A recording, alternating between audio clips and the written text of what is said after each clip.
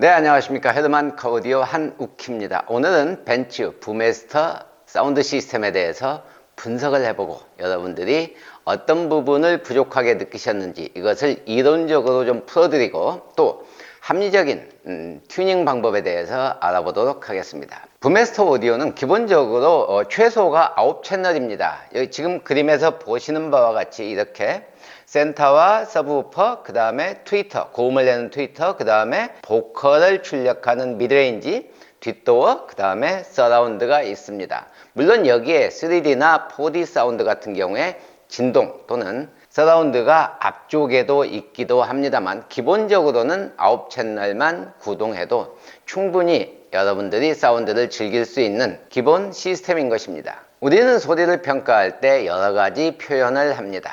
지금 여기 나와 있는 바와 같이 출력이 낮다 또는 저음이 부족하다 또는 이퀄라이저가 이상한 것 같다 또는 센터 음상이 제대로 잡혀져 있지 않다. 즉 다시 말씀드리면 이 한가운데 왼쪽 스피커와 오른쪽 스피커와 이 뒷도어 스피커가 있지만 내가 가운데에서 앉아서 듣는 것처럼 L과 R이 정확하게 위치해 있는 가운데서 듣는 것이 아닌 상태, 즉 운전석에서 사운드를 듣는데 기본적으로 소리는 그래도 여기에서 근사하게 나와줘야 되는데 이 한쪽으로 치우쳐져 있다 이러면은 스테레오를 느낄 수가 없고 그 다음에 보컬의 명료도도 떨어집니다. 자, 이렇게 센터 음상이 잡혀져 있지 않다, 그 다음에 소리가 선명하지 않다, 마지막으로 밸런스가 맞지 않는 것 같다, 이렇게 표현을 합니다. 이 모든 것을 한마디로 요약하면 감동이 없다라는 것입니다. 이렇게 감동이 없는 사운드를 어떻게 만들 것이냐, 만들려면 먼저 분석을 해야 됩니다. 왜 소리가 이렇게 나쁜가, 또는 왜 순정 사운드가 오디오 옵션이 있는데 나한테 부족하다고 느끼는 것인가, 지금부터 이것을 알아보도록 합니다. 먼저 2300 부메스터의 RTA 그래프입니다. 앞으로 이 RTA를 여러분들이 많이 보실 텐데 이 RTA 그래프는 사람이 들을 수 있는 이 초저음부터 그 다음에 이 초고음까지 음이 어떤 레벨로 들리는지, 내 귀에 들릴 것인지를 그래프화한 것입니다. 자, 그래서 기본적으로는 이 그래프가 평탄한 것, 이 중음 대역에서는 평탄하고 고음은 약간 상승하고 저음은 이렇게 올라가 줘야 기본적으로 이 녹색 선으로 되어 있는 부분의 크기가 여러분들은 같은 크기로 들리기 때문에 우리가 흔히 얘기하는 이퀄라이저가 평탄하다고 이야기하는 것입니다. 자, 그런데 지금 여기 2300 같은 경우에 여러 가지가 보이죠. 여기에 dB 보이고 저음은 낮고 dB 보입니다. 여기도 마찬가지고 고음은 높지 않습니다. 당연히 선명하지 않다고 느끼는 것이고 어떤 특정 음이 들리지 않는다 또는 저음이 너무 약하다 이렇게 느끼는 것입니다. 자, 여기에 이렇게 소리가 좌측, 코, 우측 스피커가 이렇게 있지만 이 소리가 이렇게 울렁거리는 것은 이 부분의 크로스오버, 즉 이 미드레인지 그 다음에 센터, 서브우퍼가 겹치는 이 대역의 위상이 맞지 않았기 때문에 발생한 현상입니다. 다음은 2350 부메스터입니다. 역시 마찬가지인데 이렇게 dB 발생해 있습니다. 여기는 아예 dB 크게 발생해 있는데 이 대역은 이 미드레인지의 4인치와 그 다음에 서브우퍼가 겹치는 이 대역이 원래 부메스터 또는 기본 오디오도 나타나게 되어 있습니다. 그것은 벤츠와 BMW의 4인치 도어 미드레인지와 8인치 C2 우퍼의 이 경계선이 서로 맞지 않기 때문에, 주파수 특성이 맞지 않기 때문에 그런데 기본적으로 이 대역은 지금 E350 같은 경우에는 이 크로스오버까지 겹쳐져 있어서 소리가 나쁘게 나오는 것입니다. 네, 이번에는 S350 부메스터에 대해서 알아보도록 하겠습니다. 역시 마찬가지로 이 대역의 이 크로스오버 대역이 설정이 위상이 안 맞기 때문에 이렇게 소리가 울렁거리는 것입니다. 자, 그리고 여기에 dB 생기는 건 조금 전에 설명드린 바와 마찬가지고 이 저음이 이렇게 높지 않은 것 역시 출력이 낮아서 발생한 문제입니다. 다행히 지금 이 고음 같은 경우에는 어느 정도 이퀄라이징이 되어 있는 상태입니다. 네, 이번에는 S560 부메스터인데요. 역시 마찬가지입니다. 레벨이 굉장히 이렇게 dB 많이 발생해 있고 저음도 높지도 않고 그 다음에 이 대역의 크로스오버 대역과 4인치와 8인치의 중간에 주파수 특성이 나쁜 부분이 떨어져 있고 소리가 난잡하게 위상이 맞지 않아서 만들어진 상태입니다. 역시 마찬가지로 출력이 낮고 그 다음에 중간중간에 딥과 이런 나쁜 사운드들이 만들어져 있습니다. 마지막으로 S580 마이바흐 부메스터입니다. 이 부메스터 역시 마찬가지로 이렇게 딥이 있고 그 다음에 큰 딥들이 많이 있죠. 그 다음에 여기에 크로스오버 대역이 역시 마찬가지고, 대신에 이 저음이 다른 차량에 비해서는 약간 높은 것을 알 수 있습니다. 물론 이렇다고 해도 제대로 사운드가 만들어지는 것은 아니죠. 왜냐? 바로 지금 이 대역, 이 45Hz가 여기가 이렇게 되어야만 우리가 조금 더 묵직하고 힘있는 저음을 느낄 수 있는데 그렇지 못한 거죠. 그렇다면 우리가 만들려고 하는 RTA, 즉 이퀄라이저는 어떻게 되어 있느냐? 기본적으로 지금 이 아래쪽 중간에 보시는 바와 같이 이렇게 고음이 낮고 딥이 발생하고 딥이 발생하고, 이렇게 이 크로스오버 대역에서 나쁜 음이 울렁거리고 딥이 발생하고 저음은 이렇게 높아야 된다는 것인데 이렇게 낮습니다. 자, 그런데 실제적으로 순정 우퍼 출력을 보시면 뭔가 문제가 있죠. 이 저음이 높은 것은 괜찮습니다. 하지만 이 지금 이 12dB 마이너스 12dB 옥타브로 떨어지는 이 그래프, 그러니까 서브우퍼에서 중음까지 이렇게 출력하는 이 그래프, 이 기울기는 굉장히 나쁜 특성입니다. 물론 이 부분에 위상을 잘 조절해서 위상이 잘 맞아떨어지면 여기가 이런 식으로 만들어지겠죠. 그래서 우리가 목표로 하는 이퀄라이저 그래프는 바로 이렇게 저음이 높고 출력이 충분하게 받쳐주고 그 다음에 중역대는 평탄하고 고음은 약간 이렇게 상승하는 이 이퀄라이저야만이 여러분들이 소리가 밸런스 있다, 모든 음이 빠지지 않고 잘 들린다. 물론 이 RTA 내부에는 밸런스라는 중요한 요소가 숨어 있습니다. 그것은 각각의 스피커가 어떤 레벨로 출력하느냐에 따라서 어떤 특정 스피커가 나쁘게 나와도 이 그래프는 동일하게 나타날 수도 있기 때문에 밸런스라는 중요한 부분이 조율되어야 된다는 얘기죠. 네, 이렇게 RTA 부분에 대해서 알아봤습니다. 이 RTA를 보면 여러 가지를 볼 수가 있죠. 첫 번째는 저음이 얼마나 나쁜지에 대해서 분석할 수가 있고, 두 번째는 소리가 균일하게 들릴 것이냐, 이렇게 평탄한 사운드를 만들 것이냐 아니냐에 대한 부분을 판단할 수가 있습니다.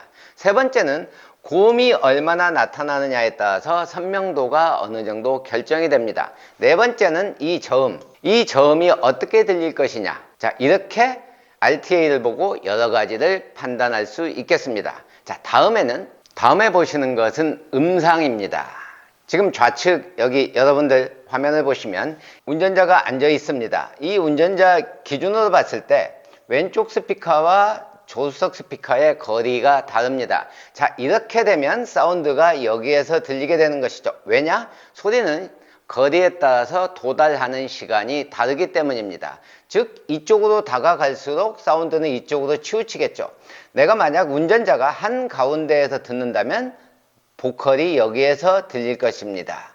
왜냐? 왼쪽과 오른쪽이 동일한 거리이기 때문에 한가운데에서 센터 포커스가 형성이 되는 것이죠.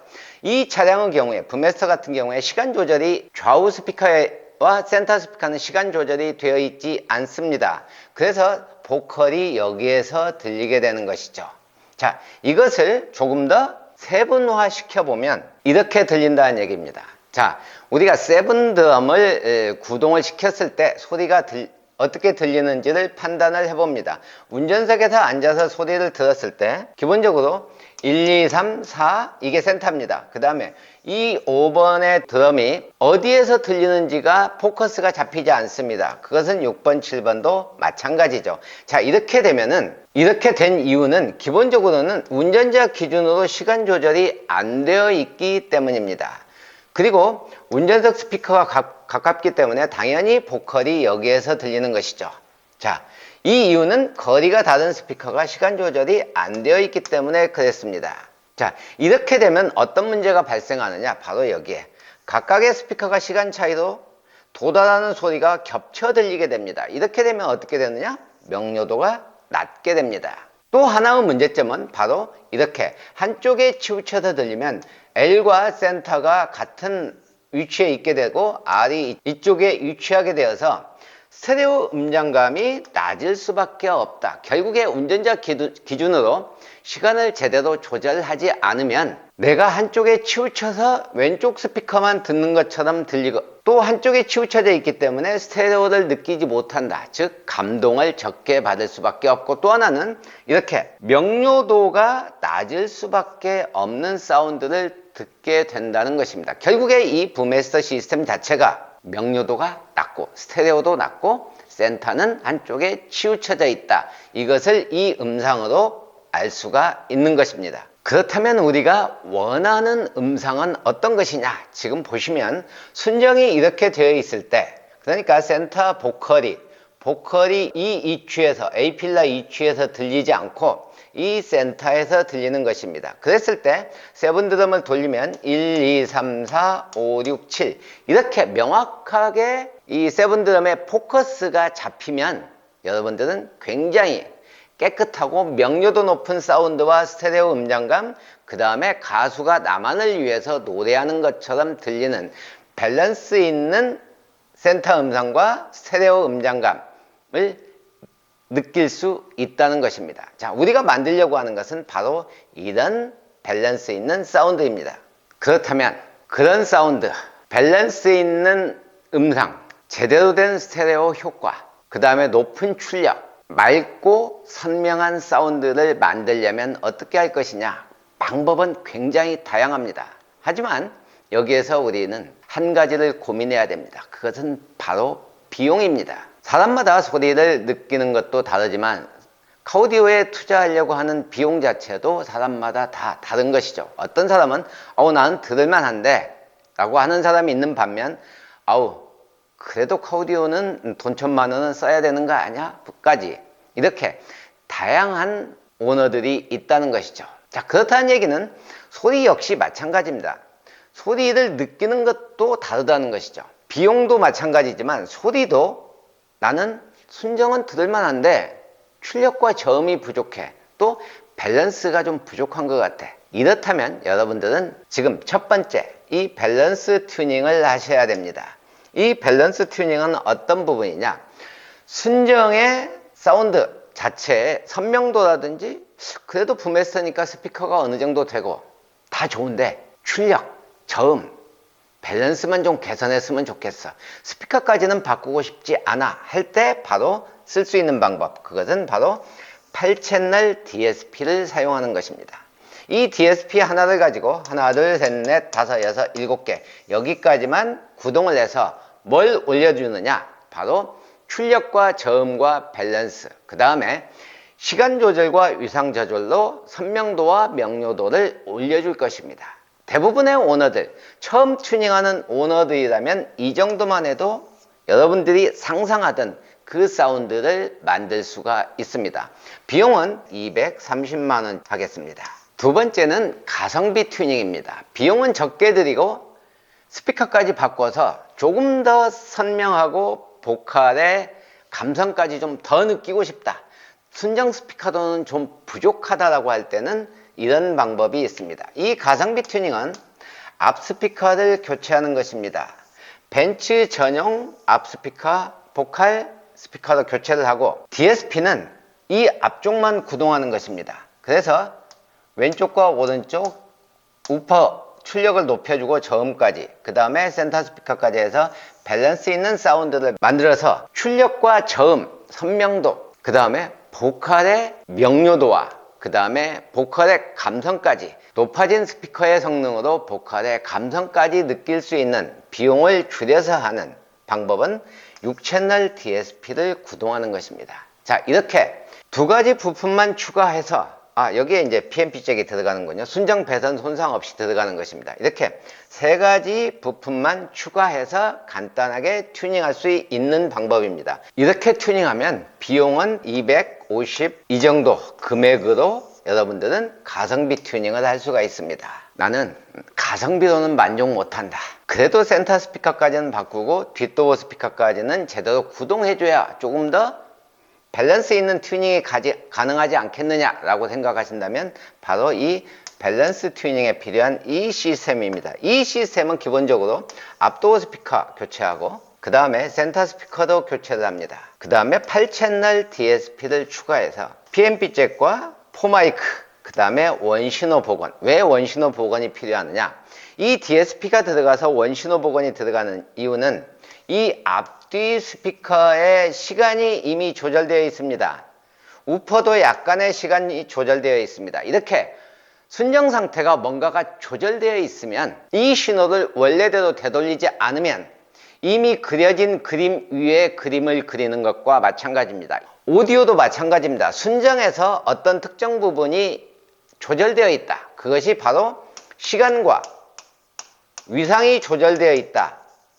이 부분이라면 반드시 해야 되는 것이 바로 이 원신호 복원, 소스 시그널 리커버리 프로세싱, 이 원신호 복원이 들어가지 않으면 백지 위에 그림을 그리는 것이 아니고 이미 그려진 그림 위에 그림을 그리는 조율, 그런 그림이 되어서 소리가 맑고 깨끗하지 않게 된다는 것입니다. 최소 나는 정말로 앞 스피커와 센터 그 다음에 DSP까지 교체를 해서 밸런스 있는 튜닝을 하고 싶다. 그러면은 이 정도 튜닝을 하면은 375만원 필요합니다.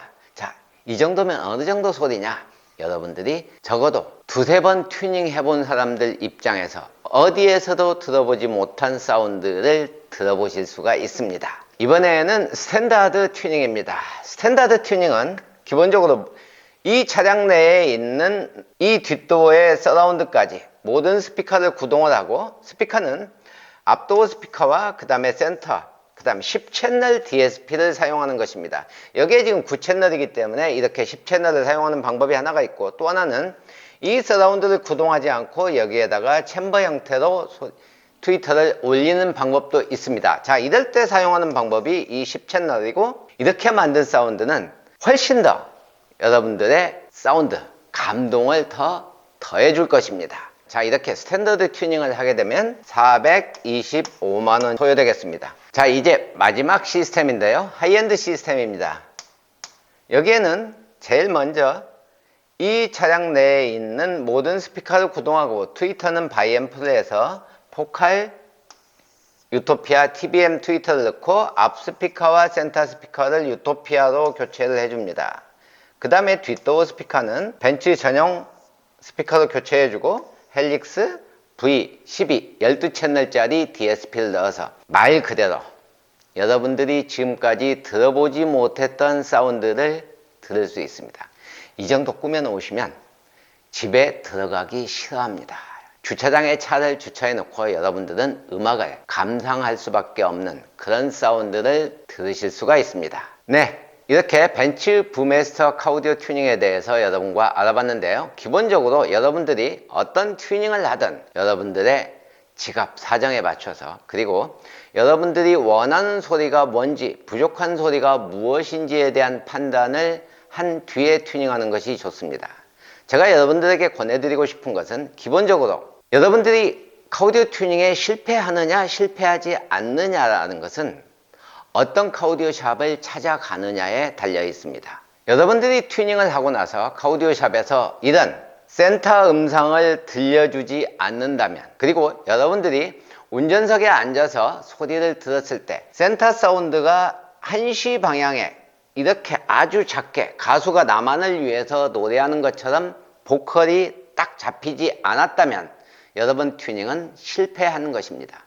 또 하나, 여러분들이 튜닝을 하고 바로 이렇게 RTA 그래프를 보여주지 않는다면, 도대체 내 차에 장착된 그 많은 돈을 써서 장착된 카우디오가 어떤 이퀄라이저 특성을 가지고 있는지 여러분에게 보여주지 않았다.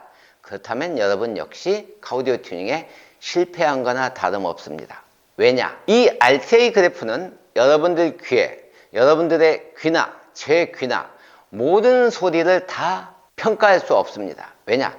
인간의 귀는 때때로 굉장히 멍청하고 내가 듣고 싶은 소리만 들리게 됩니다. 그리고 어떤 특정 주파수가 안 들린다고 해서 이것을 내가 판별해낼 수 없습니다. 그래서 우리가 필요한 것이 바로 이 RTA 그래프인 것입니다. 이 RTA 그래프를 여러분에게 보여주지 않았다. 그렇다는 것은 이 RTA 그래프를 제대로 만들지 못했다라는 것입니다. 그렇다는 얘기는 결국에 튜닝에 또 실패했다는 뜻입니다. 그 많은 비용을 들여서 튜닝에 실패를 하면 어떤 일이 벌어지느냐? 그것은 튜닝을 안 했을 때보다도 훨씬 더 많은 스트레스를 받게 됩니다. 왜냐? 돈을 썼는데 돈 쓴 만큼의 사운드가 만들어지지 않은 그 스트레스, 열받죠. 그래서 인터넷을 뒤져서 헤드만크 오디오를 찾아오시는 분이 많습니다. 제가 데이터 엄청나게 많이 가지고 있습니다. 많은 업체에서 튜닝하고 온 데이터들, RTA를 다 찍어놨거든요. 가관입니다. 그래서 여러분들이 카오디오 튜닝할 때 제일 먼저 고민해야 되는 것은 도대체 이 카오디오 샵이 나한테 이런 RTA를 보여주느냐? 세븐드럼, 포커스, 밸런스, 음상 이런 부분들을 보여주면서 제대로 튜닝을 하는 카오디오 샵인지 제품만 장착하는 카오디오 샵인지를 판단할 수 있는 현명한 매의 눈을 가지셔야 여러분들의 지갑이 안전하게 되고 스트레스를 받지 않게 되는 것입니다. 자, 이상으로 헤드만크 오디오 한우키였습니다.